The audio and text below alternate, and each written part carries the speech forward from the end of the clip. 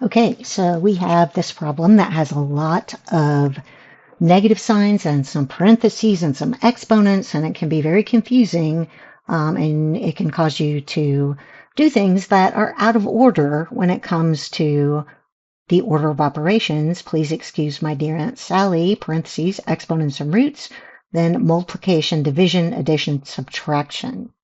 The really tricky parts are when you have negative signs in front of negative signs, but you also have parentheses and exponents. So you have to be very careful. So let's just go through this and see what's happening. You're starting with -2 squared. This is not -2 squared. It is 2 squared with a negative in front of it. It's just slightly different, and it makes a big difference because that minus sign can't have anything to do with the exponent. The only way we have a special notation when we mean -2 squared. And that happens over here, but we'll get to that when we get to it. So let's start here. We have a minus sign. Nothing to do with the exponent. It should not go anywhere. It should stay there. Then we have 2 squared. That means, by definition, 2 times 2. 2 times 2 is 4. You're done with that. Moving on, you have another minus sign. It does not have anything to do with the exponent, and we're still at the stage where we're working on exponents, not anything to do with subtraction. All right, so we have a minus sign, then we have a 2 cubed. By definition, that means 2 times 2 times 2, which is 8. Now we have another minus sign. It is very tempting to cancel those two minus signs, but it's not time for anything like that yet because we are still working on exponents.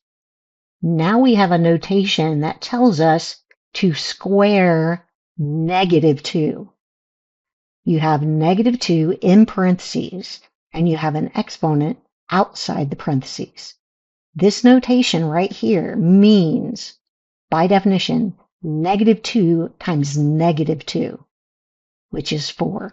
So this is 4.